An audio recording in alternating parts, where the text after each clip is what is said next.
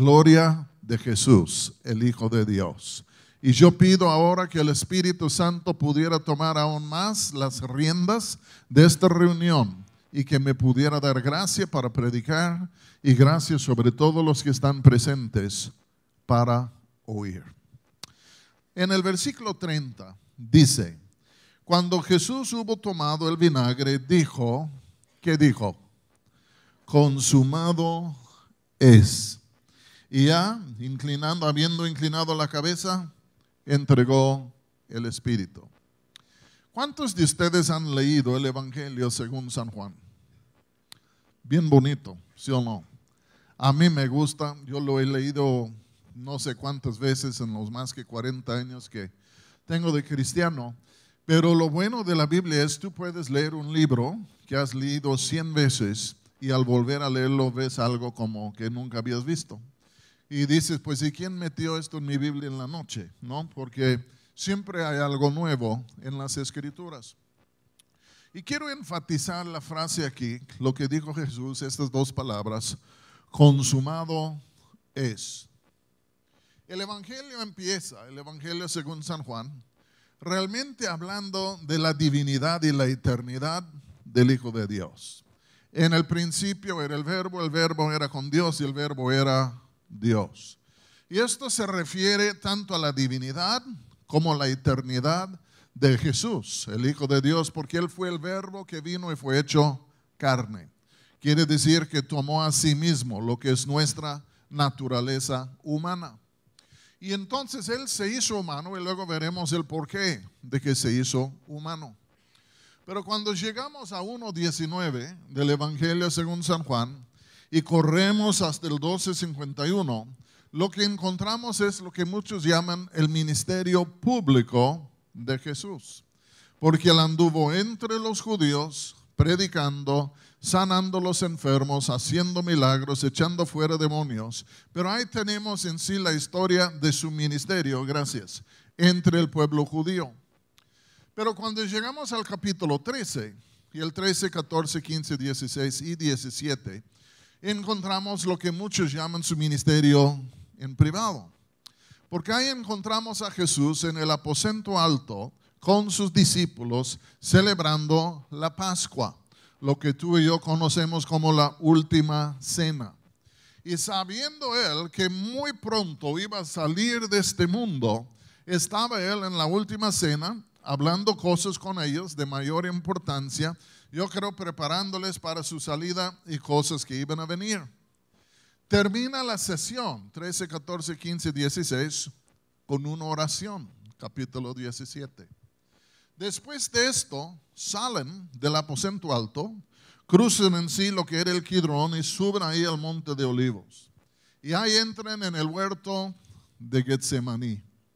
Y la Biblia nos dice que llegaron allá, y en los otros evangelios nos dice que Jesús se puso a orar y algunos de los discípulos, aunque la mayoría estaban dormidos.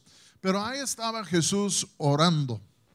Y estaba orando porque sabía Él que la época más difícil de toda su vida estaba a la mano. Él sabía que iban a venir por Él. Él sabía que lo iban a enjuiciar. Él sabía que lo iban a crucificar. Y antes de entrar en este último tramo de su vida, que iba a ser el tramo más difícil, Él hizo lo que todos nosotros haríamos. Se puso a orar. Se puso a orar diciendo: Padre, si es posible que esta copa pase de mí, por favorcito, y si no, pues ni modo, yo voy a tomar la copa. Y ahí estaba Él orando, y hasta dice la Biblia, sudando gotas de sangre, y yo creo que estaba buscando fortaleza en Dios por lo que estaba por acontecer. Y es por eso que la Biblia dice que hasta unos ángeles vinieron y le fortalecieron a Él. Pero cuando llegamos al capítulo 18 de San Juan, vemos que Jesús ahí estaba en el huerto de Getsemaní y luego se acerca Judas Iscariote, acompañado por soldados y sacerdotes. Y cuando ellos llegan al huerto, Jesús sale a encontrarlos y dice: ¿a quién buscáis? Y con esto dijeron: Jesús Nazareno. Él dice: yo soy. Y todos ellos tomaron 2, 3 pasos por atrás y pum, se cayeron al suelo. Luego les hace la misma pregunta. ¿A quién buscáis? A Jesús Nazareno. Yo soy. Y entonces ellos le cogieron preso a Jesús. Pero quiero decir algo.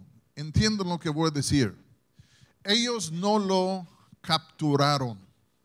No anduvieron persiguiéndole como si fuera alguna especie de criminal. Jesús se entregó a ellos. Él sabía que venían, él sabía que iba a pasar, y al ver que venían ellos, no hizo lo que tú y yo habríamos hecho, no se echó a correr, sino que al ver que venían todos ellos para tomarle preso, en vez de huir, se ofreció. ¿A quién buscáis? Jesús Nazareno, yo soy.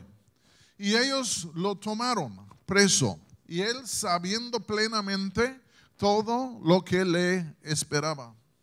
Yo quiero decir algo aquí que a lo mejor ustedes han pensado, pero yo no puedo pensar en otro hombre de mayor valentía que el Señor Jesús. Porque él sabía, ya con ojos abiertos, todo lo que le esperaba.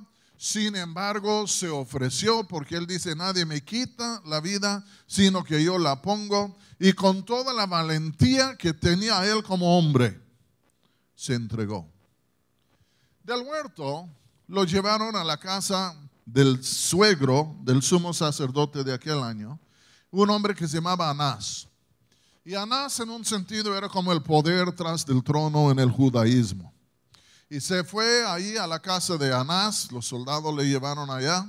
Anás quería hacerle algunas preguntas y en verdad Jesús no le contestó muy bien las preguntas que él tenía porque pues no tenía por qué contestarle. Y entonces de ahí lo llevaron a lo que vamos a llamar el Sanedrín.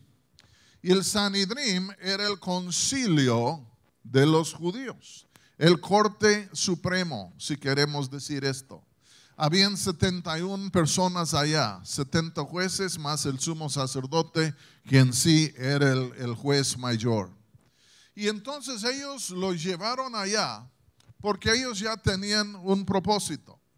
Querían condenarle por algún delito, lo que fuere, para poder darle muerte.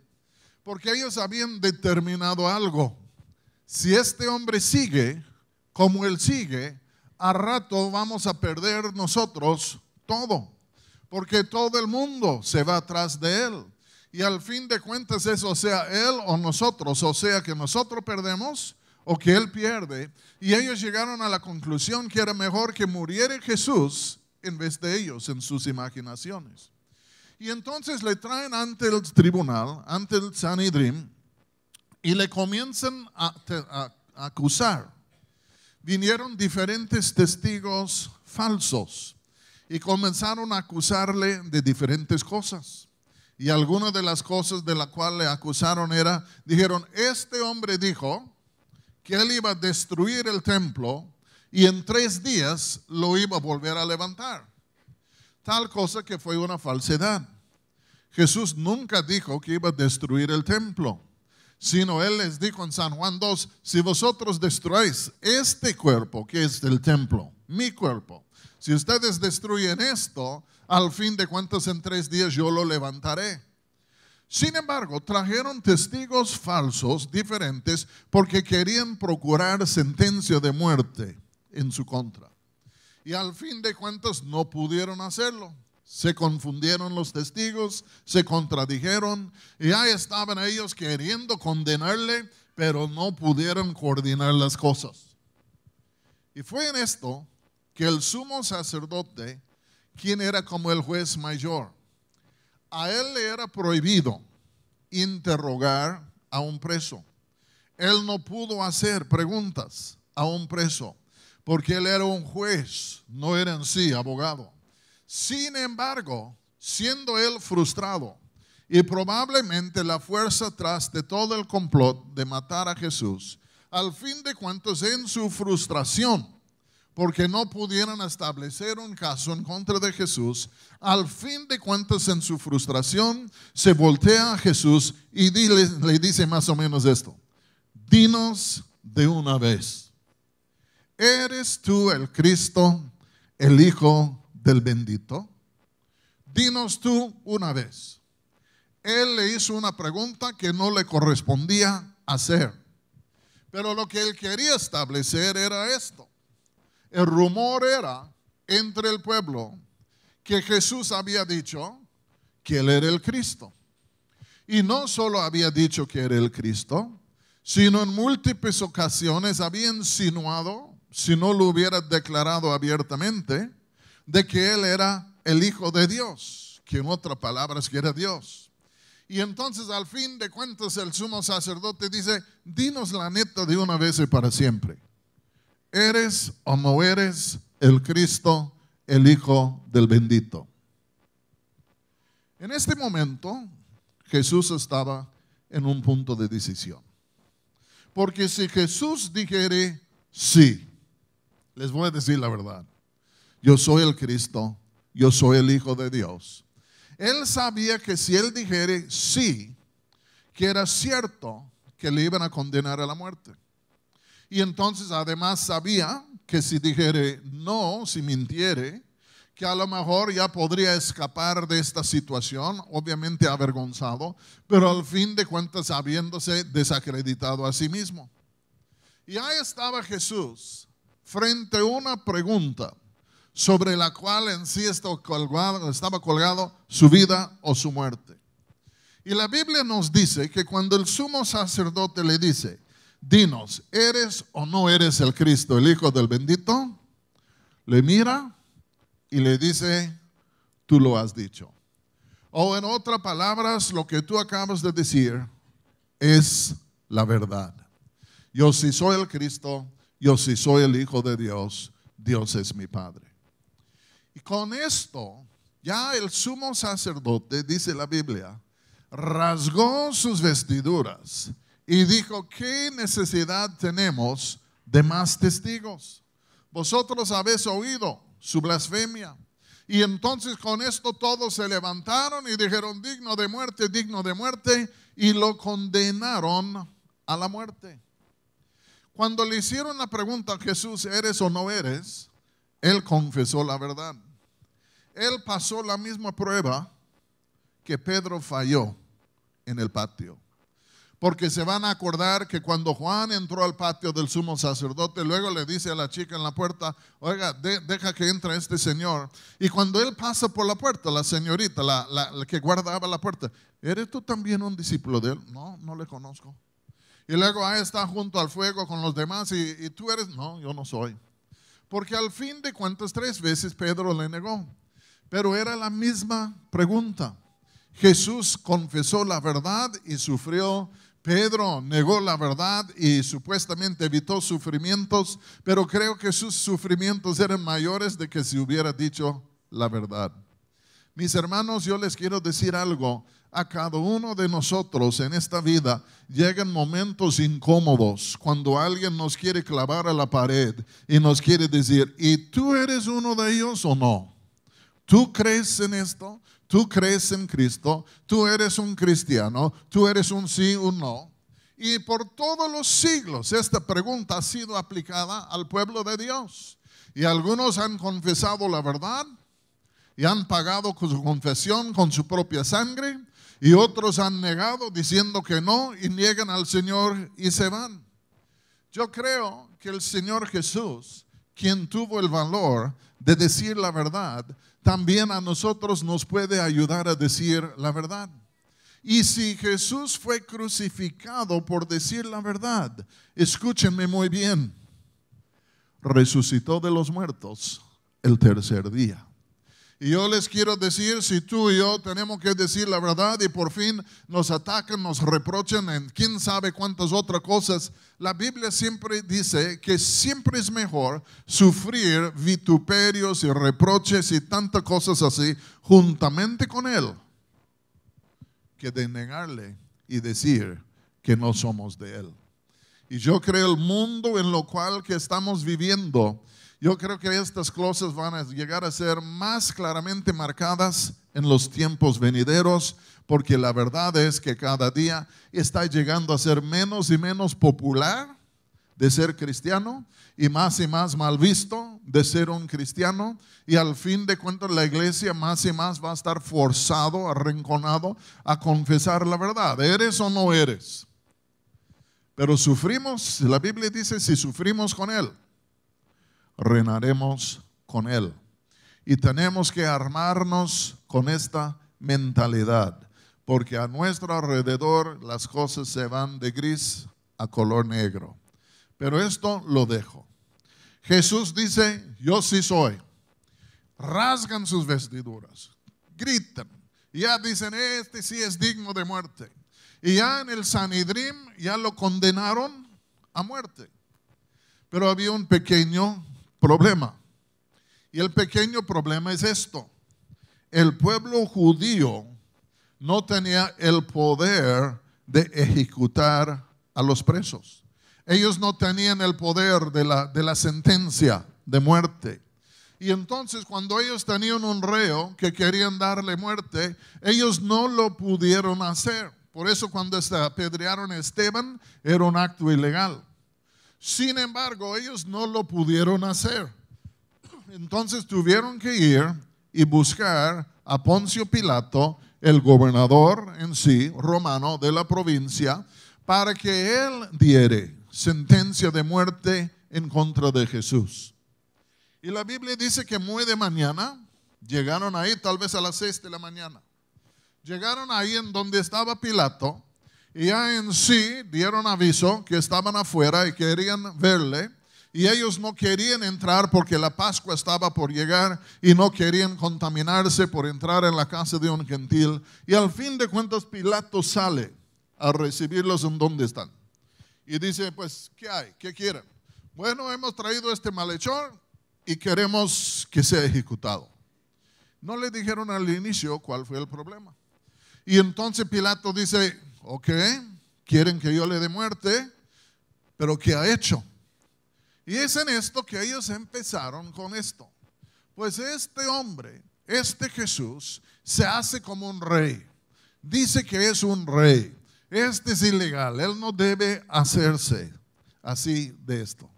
Entonces Pilato lo lleva por adentro. Le entrevista. Dice, oye, ¿eres tú un rey? Pues la verdad es que sí, pero mi reino no es de este mundo. Y si mi reino fuera de este mundo, mis siervos se habrían levantado a pelear, pero tal y como es, mi reino no es de este mundo. Cuando Pilato escuchó esto y le miró, yo creo que concluyó que Jesús no era una amenaza ya para nadie en estos términos. Sale, dice a los judíos, yo no hallo ninguna culpabilidad en este hombre, para mí es un hombre inocente. Entonces lo voy a azotar y lo voy a dejar ir. Ya para que se contenten con esto, que sea azotado. Pero no le voy a crucificar. Y con esto, ellos se pusieron renuentes. No. Tienes que crucificarle. ¿Y por qué? Bueno, es porque por nuestra ley, este hombre ha cometido un delito por lo cual debe morir. ¿Y cuál es? Pues que él, siendo hombre, se ha hecho Dios. Y entonces en esto estaban llegando a la segunda parte, porque acuérdense que Jesús era el Cristo. Y cuando lo querían enjuiciar por ser el Cristo el rey, Pilato no mordió. Y entonces ahora van a la segunda cosa, que es un poco más difícil. Él dice que es Dios, que realmente ni siquiera es un delito que se juzga en un corte civil. Sin embargo, ellos querían empujar el asunto. No, es que él dice que es Dios y por nuestra ley debe morir. Interesantemente, cuando dijeron esto le dio miedo a Pilato. De que fuera un rey, ni fu ni fa. Pero cuando él dice que es un Dios, esto dio miedo a Pilato. Y uno dice, ¿y por qué le habrá dado miedo? Le dio miedo por lo siguiente. Los romanos, los griegos, tenían los mismos dioses. Y ellos tenían mitos y leyendas de momentos cuando los dioses se hubiesen hecho hombres. Habían venido entre ellos en forma de hombre y ya en sí la gente sin saber que eran dioses, o sea que los habían tratado bien o los habían tratado mal, pero al fin de cuentas a los que los trataron mal les fue muy, muy mal. Y entonces cuando ellos dicen, este hombre se hace Dios, yo creo que a Pilato ya vinieron todos los mitos y leyendas y comenzó a pensar. Por ejemplo, les voy a decir esto, en el libro de los Hechos, para darles un ejemplo. Cuando Pablo y Bernabé se fueron a Listra y predicaron, había un muchacho allá paralítico y lisiado de los pies, jamás se había caminado. Cuando él oyó hablar a Pablo, ya de pronto Pablo discernió que el muchacho tenía fe para ser sanado y le dice, ponte derecho sobre tus pies. Un muchacho quien nació así, nunca había caminado. Pedro o Pablo mira que tiene fe y dice, ponte derecho sobre tus pies, y el hombre se levanta y comienza a caminar. Pero los que vivían en Listra, al ver esto, es como si no hubieran escuchado el mensaje que predicaron Bernabé y Pablo, y ellos comenzaron a imaginar que Bernabé y Pablo eran dioses.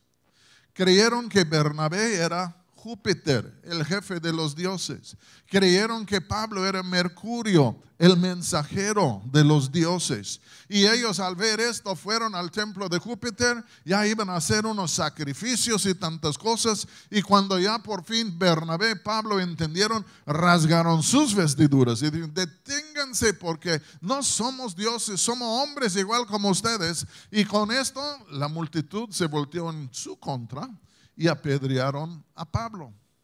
Se van a acordar que Pablo fue naufragado en la isla de Malta. Y cuando por fin llegaron allá y se naufragó el barco, tuvieron que nadar a la orilla de la isla. Y estaba era el invierno, y estaba lloviendo y haciendo un frío. Y ellos prendieron un fuego allá. Trajeron en sí palos y otras cosas. Se van a acordar que cuando Pablo echó unos palos al fuego, ¿se acuerdan lo que pasó? Salió una víbora y ¡chum!, le muerde. Y todos los moradores estaban mirando y dicen, vaya, este ha de ser un malhechor, pero de malhechores. Porque ya escapó juicio en el mar, se debiera haber ahogado allá, pero ahora una víbora ya le dio. Y ellos estaban esperando entre sí a ver que se hinchare y se muriere. Pero después de una hora o dos, nada, no se hinchó, no murió. Y comenzaron a comentar entre sí, ¿será que este es un dios? Y comenzaron a pensar que Pablo era un dios porque no murió. Pero lo digo por decir, ellos tenían estas leyendas, estos mitos. Y Pilato, aunque era un gobernador, era un hombre pagano con estas supersticiones.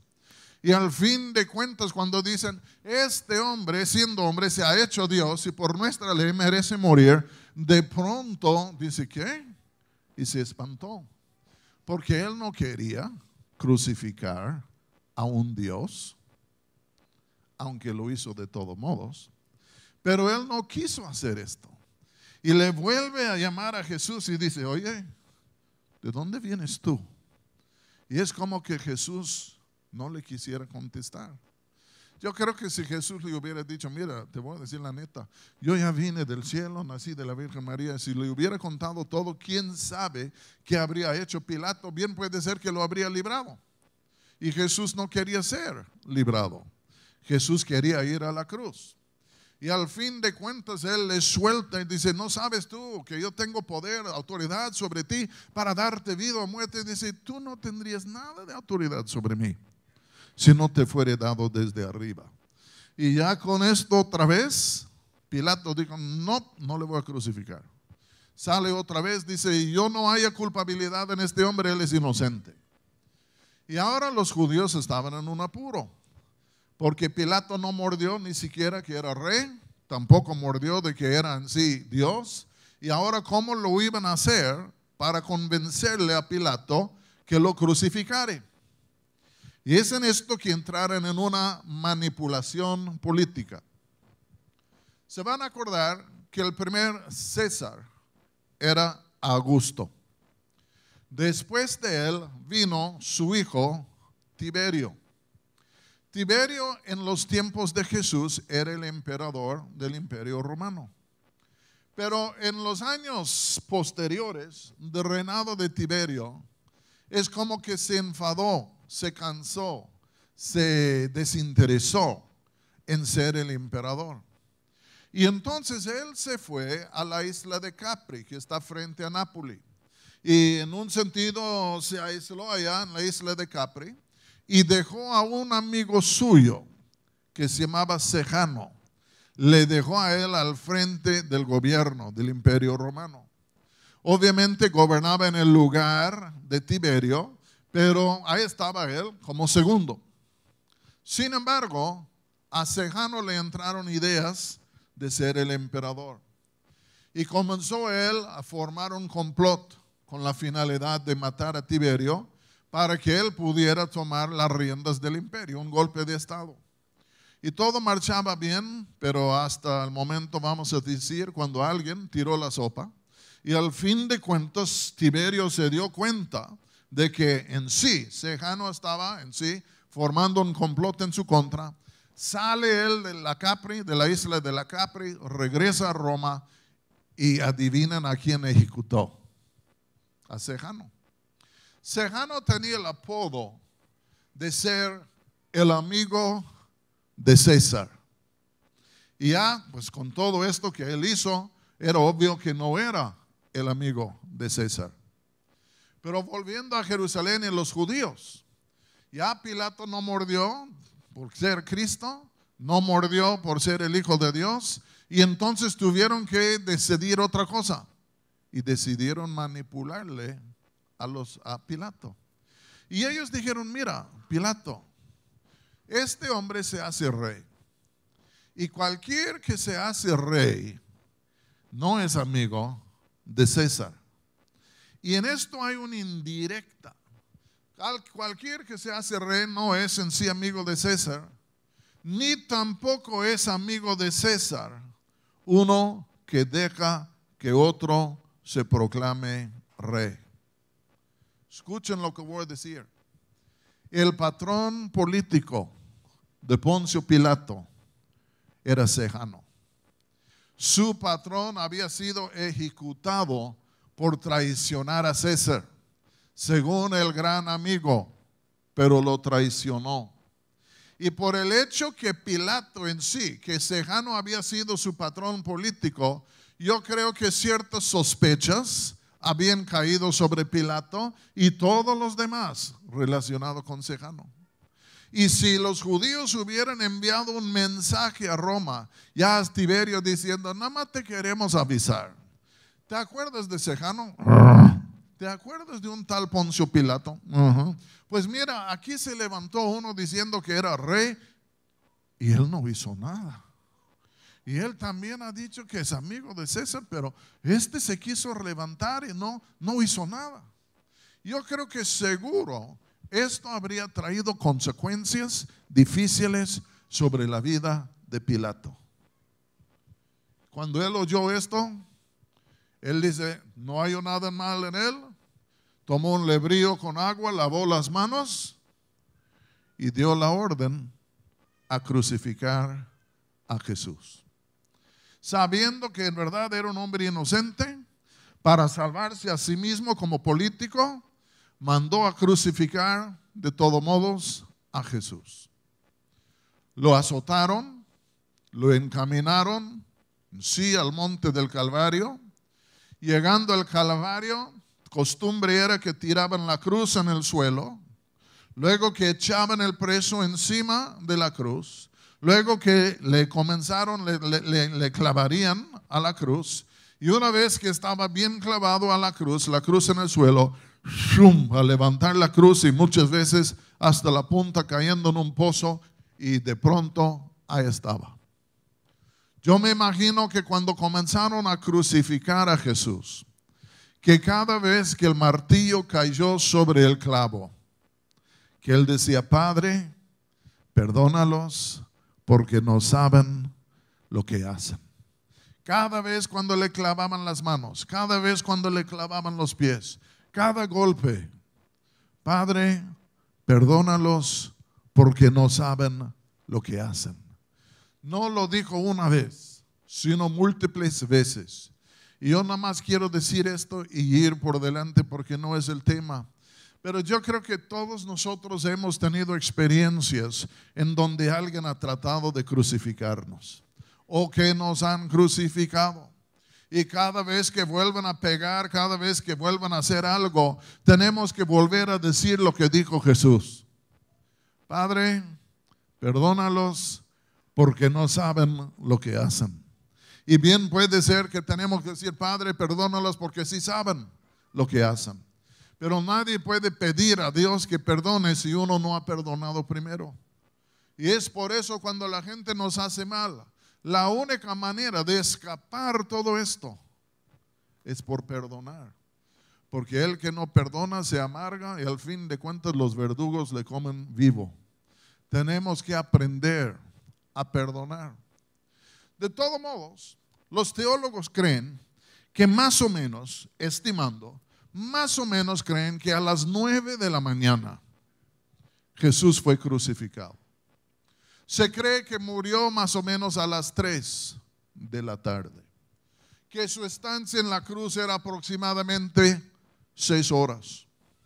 Lo crucifican y ahí está él. Y ya el sol, ya bien subido, haciendo un calor tal vez como el día de hoy en Madrid. Y ahí está él clavado en la cruz, desangrando, ya lo habían azotado, en sí desangrando por todos lados y sin duda en unas condiciones bastante terribles en cuanto a dolores y tantas otras cosas. Luego la Biblia dice algo, que el cielo se oscureció. Ya más o menos como a mediodía. Y este oscurecimiento del cielo no fue algo natural, sino que fue algo sobrenatural. No era un eclipse, sino yo creo que debido al pecado, debido a en sí la maldad de la raza humana, debido en sí a lo que era la ira de Dios en contra del pecado, yo creo que el cielo comenzó a oscurecerse. Y se quedó oscurecido tal vez por hasta 3 horas. Yo no sé qué habríamos pensado tú y yo si hubiésemos salido o si en la tarde salimos y a las 12 del día el cielo se oscurece, se queda aquí así por 3, 4 horas. Yo creo que a todos nosotros pues nos daría cosas que pensar, nos darían nervios, diríamos pues qué ondas. Pero al fin de cuentas, escuchen lo que voy a decir. Se oscureció el cielo. Y yo creo en esta época, cuando se oscureció el cielo, yo creo que ocurrieron varias cosas desconcertantes. Yo me acuerdo hace unos 20 y tantos años en Morelia, donde vivimos, en una conferencia, ya vino literalmente un eclipse total. No creo que fue eclipse total en el día que Cristo fue crucificado. Sin embargo, vino un eclipse total. Estaba predicando Aurelio Arrache y le dejamos en el púlpito y todos nos fuimos afuera. Pero al fin de cuentas, vino un eclipse y fue la cosa más extraña que yo he visto en toda mi vida. Porque de pronto en sí el sol comienza a ser cubierto por la luna y el tono, el color del cielo comienza a cambiarse. Y luego comienza a oscurecerse. Y me acuerdo que los perros comenzaron a ladrar y los gallos comenzaron a cantar. Y luego entre más que se oscurecía el sol, más frío hacía porque la temperatura se desplomó. Y no solo esto, sino de pronto se levantaron vientos muy fuertes, comenzó a tronar y luego hasta relámpagos y comenzó a llover. Y te daba la impresión literalmente, este sí es el fin del mundo. Y cuando uno miraba ya no veía el sol, nada más un pequeño anillo allá. Y uno miraba todo esto, híjole, y se volverá. Pero fue extraño. Y yo digo, imagínense los judíos, los romanos, alrededor de la cruz. Y todos habían estado burlándose de él y riéndose de él e insultándole a él. Y de pronto, oye, ¿quién apagó las luces? ya se va oscureciendo el cielo, luego se levanta el viento, luego relámpagos, truenos, y de pilón dice la Biblia que hubo un gran terremoto. Y ahí están todos ellos, a tal grado que el centurión que estaba a cargo de todo dijo al fin, este en verdad sí fue el Hijo de Dios. Pero ahí están, y las cosas se están trastornando. Y cuando van acercándose al fin de toda esta tragedia, voy a decir, el versículo 28 dice del capítulo 19, después de esto, sabiendo Jesús que ya todo estaba consumado, no estaba allá y para cuándo termina esto y qué está pasando, él sabía todo de antemano. Dice, después de esto, sabiendo Jesús que ya todo estaba consumado, dijo, para que la escritura se cumpliese, tengo sed. Y estaba allí una vasija llena de vinagre. Entonces ellos empaparon en vinagre una esponja y poniéndola en un hisopo se la acercaron a la boca. Cuando Jesús hubo tomado el vinagre, dijo, consumado es, y habiendo inclinado la cabeza, entregó el espíritu. Por costumbre, cuando crucificaban un preso, las hijas de Jerusalén, un grupo, siempre traían un vino mezclado con mirra. Y siempre daban esto al reo que iba a ser crucificado, porque amortiguaba el dolor. No lo quitaba, pero lo amortiguaba. Y como un acto de misericordia, le daban esto. La Biblia dice que Jesús no lo tomó. Y hay después de horas y horas y horas en la cruz, al fin de cuentas dice, tengo sed. Y ellos tomaron una esponja, la pusieron en un vinagre, otro vino, pero sin mirra, sin narcóticos. Y toman esto y lo levantan a los labios de Jesús. Y él toma un poco de esto. Y una vez que toma esto, yo creo que él en sí cobró todas las fuerzas que tenía en su ser, que todavía le quedaban. Y alzó su voz hasta donde pudo. Y con una gran voz dijo esto: consumado es. ¿Qué quiso decir con consumado es? Yo creo que en términos modernos, lo que él quiso decir es esto: misión cumplida. Misión cumplida. No solo había nacido de la Virgen María, no solo había vivido en este mundo por 30 años, pero en entregar su espíritu en la cruz, en morir en la cruz, al por fin morir, dice antes de morir, misión cumplida. ¿De qué hablaba? ¿A qué se refería? Yo creo que no solo era su vida, sino que era su muerte. Porque tenemos que acordarnos de algo.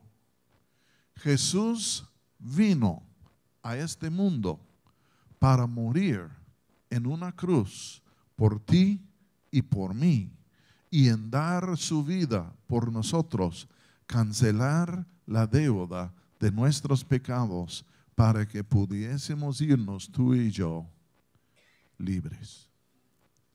Jesús no tuvo que morir. Él dijo, nadie me quita la vida, yo la pongo. Y la Biblia dice que él era un hombre sin pecado. La paga del pecado es la muerte. Por eso tú y yo morimos. Adán pecó, tú y yo pecamos. Y al fin de cuentas, la paga del pecado es la muerte. Pero Jesús nunca pecó. Y por el hecho que él nunca pecó, en un sentido, no era obligado a morir porque no tenía ningún pecado que pagar. Sin embargo, él murió. Murió entonces, ¿por qué? No por sus propios pecados, porque no tenía pecados, sino que Él murió por nuestros pecados. Porque Él en sí vino como un sacrificio. Él vino como un sustituto. Y la Biblia dice que Él llevó en sí mismo los pecados nuestros. ¿Qué quiere decir esto? Que nuestros pecados fueron puestos sobre Él y Él murió para pagar en sí la pena de nuestros pecados. Y habiéndolo pecado Él resucitó de los muertos. Pero habiéndolo pagado Él, ahora tú y yo, mediante Él, podemos encontrar perdón. Porque Él pagó por nuestros pecados. Cuando Él dice, consumado es, la palabra griega es tetelestamai. Y esta palabra viene de la contabilidad. Y es lo que decía un contador cuando ya tenía un montón de cuentas que pagar aquí. Pero al fin de cuentas, en pagar a todas ellas, saldar todas las deudas, él podría decir tetelestamai. Todo se ha pagado. Ya no debemos más. Y Jesús dice, consumado es, todo ha sido pagado. Y por el hecho que todo ha sido pagado, al fin de cuentas tus deudas, mis deudas, delante del trono de Dios, deudas que al fin de cuentas involucraban muerte eterna, Él los pagó en su propia persona, en la cruz del Calvario, y ahora tú y yo podemos irnos libres. Piénsalo. ¿Cuál hay? ¿Quién es? ¿Quién entre nosotros nunca ha pecado? La Biblia dice, por cuanto todos pecaron y son destituidos de la gloria de Dios. No hay hombre, no hay mujer en toda la raza, aparte de Jesús, que no ha pecado. Y la paga del pecado es la muerte. Es decir, el pecado tiene su castigo, su juicio. Y al fin de cuentas todos hemos pecado, todos en sí estamos bajo juicio. Y la pregunta es, ¿cómo podemos expiar o apaciguar este juicio para que al fin de cuentas tú y yo podamos irnos libres? No lo podemos hacer. ¿Cuánto dinero vamos a dar? ¿Cuánta plata? ¿Cuánto oro? ¿Cuántas buenas obras? ¿Cuántos sacrificios? ¿Qué vamos a dar tú y yo que delante de un Dios santo puede en sí expiar los pecados nuestros? No hay. Y entonces Dios lo hizo por nosotros. Él lo hizo por nosotros por dar su Hijo. Y es por eso que Juan en otro sitio dice esto: porque de tal manera amó Dios al mundo, que ha dado a su Hijo unigénito en la cruz. Que ha dado a su Hijo unigénito para que todo aquel que en Él cree no se pierda, mas tenga vida eterna. Jesús vino para morir. Él vino para morir en nuestro lugar. Ni uno de nosotros le pedimos esto, sino por ser Dios, por ser aquel que nos ama, disculpen, por ser buena gente, Él vino y murió por nosotros cuando ni siquiera le habíamos pedido o pensado. Y yo quiero decir algo bien feo, pero cuando miramos a este acto de amor tan grande, tan increíble, tan sacrificador, que el Hijo de Dios se hace carne, viene y ofrece su cuerpo en la cruz del Calvario para expiar nuestros pecados. Si tú y yo miramos esto y lo rechazamos, yo digo, vaya qué ingratitud, qué cosa, que Dios nos ha amado tanto, que ha hecho un sacrificio tan increíble, todo con la finalidad de redimirnos a nosotros, quienes hemos sido sus enemigos declarados. Y Él da a su Hijo. Y luego nosotros, yo no quiero esto, ¿quién te pidió que hicieras esto? Yo rechazo al Hijo de Dios. Mis hermanos, necesitamos estar en nuestro juicio cabal. No podemos salir de nuestro juicio cabal. Tenemos que contemplar estas cosas, porque Dios nos hizo el favor más grande que se puede hacer en todo el tiempo, en la eternidad. Dio su Hijo, no nos pidió nada. Por su amor viene, es la gracia de Dios, el favor inmerecido, y demuestra el amor de Dios para con nosotros, porque no quiere que ninguno de nosotros perezcamos. Nos ama. Y hay los que dicen, Dios a mí no me ama. No, perdóname. Tienes que mirar a la cruz, es innegable. Tú no puedes mirar a la cruz y decir Dios no me ama, porque en la cruz se revela el amor de Dios eterno y un amor a gran costo que dio su Hijo para cada uno de nosotros. ¿Me estoy explicando bien? Jesús dijo, consumado es. He cumplido la misión por la cual me enviaste. He provisto salvación y reconciliación para todo este mundo. Y habiendo cumplido la misión, se levantó de los muertos y regresó a los cielos. Quiero decirles que la eficacia de lo que Él hizo hace 2000 años sigue hasta el día de hoy. Sigue habiendo poder, sigue habiendo perdón, sigue habiendo vida en la cruz del Señor Jesucristo. Y yo sé que es el lugar en donde menos buscaríamos, pero ahí está, lo obvio delante de nuestros ojos, pero a nosotros jamás se nos habría ocurrido. Y si tú estás aquí el día de hoy y alguien te trajo o tú entraste aquí por error, te quiero decir algo. Dios te trajo aquí el día de hoy para decirte algo, que Él te ama. Y Él te trajo aquí para que tú veas que Él ha provisto una salvación, una puerta de salida de tu maldad en la cruz de Jesucristo. Y Él te ha traído aquí el día de hoy para que tú sepas esto, para que no sigas pensando que tú eres un preso, un reo en el mundo pequeño en donde tú vives, sino que Dios ha provisto una salvación, una salida, un rescate para que tu vida puede ser diferente. Porque Dios no es aquel que viene a esclavizar a la raza humana. Dios es aquel quien viene a liberar a la raza humana. Y es el diablo y es el pecado que esclaviza y mata. Pero el Hijo de Dios ha venido para liberar y para darnos vida y para darnos vida en abundancia. Dijo Jesús, y termino con esto. Dijo Él, el Hijo del Hombre no vino a condenar el mundo, sino que el Hijo del Hombre vino para salvar al mundo. Todo el mundo está con sus problemas, con sus dificultades, con sus cadenas, bajo sentencia de muerte. Cristo no vino a condenarnos ni vino a condenarte a ti. Él vino para salvarte. Y es por eso que Él vino. Y me quiere decir a mí que hay esperanza para nosotros. No en nosotros mismos, no en nuestras religiones, no en nuestras filosofías, pero hay esperanza para nosotros en Dios, quien envió su Hijo para que fuere nuestro Salvador. Lo único que tenemos que hacer es ser lo suficientemente humilde para decir la verdad. Yo he tratado de salvarme a mí mismo y no lo puedo hacer.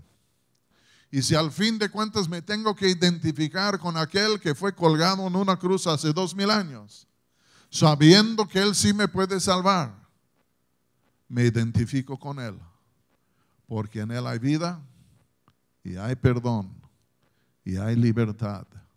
Y Él es el hombre que Dios ha enviado a este mundo para ser el Salvador nuestro. Él dijo, consumado es, y consumado es. La obra está hecha y la invitación está abierta a todo aquel que quiere acercarse. Yo creo como creyentes hay momentos que tenemos que volver nuestros ojos a la cruz. Porque muchas veces llegamos a fijarnos en tantos puntos menores que se nos olvida en el punto mayor, el amor de Dios demostrado para nosotros en la cruz. Y realmente la cruz de Jesucristo y todo lo que Dios hizo allá para nosotros es una fuente de vida. Y hay momentos que tenemos que volver nuestros ojos a la cruz, porque si hacemos esto, toda nuestra perspectiva cambia.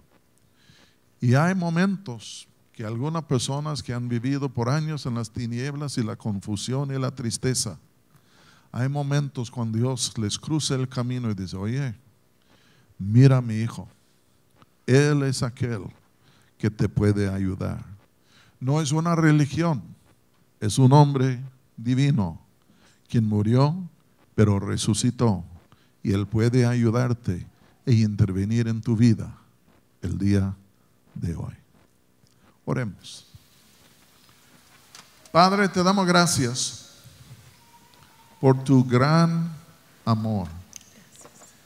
¿Cuál de nosotros realmente puede medir o pesar lo que es la grandeza de tu amor expresado en la cruz?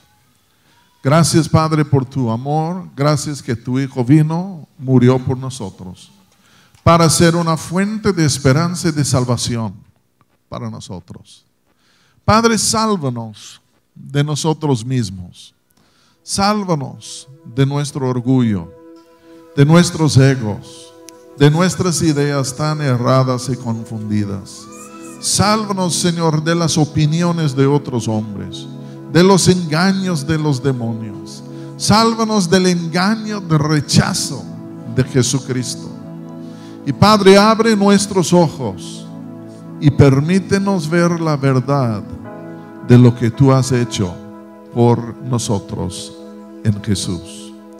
Y Señor, si hubiera alguna persona aquí el día de hoy que ha venido, puede ser que ni sabe por qué ha venido, pero es porque tú le quieres dar esperanza y le quieres decir en dónde se encuentra esta esperanza.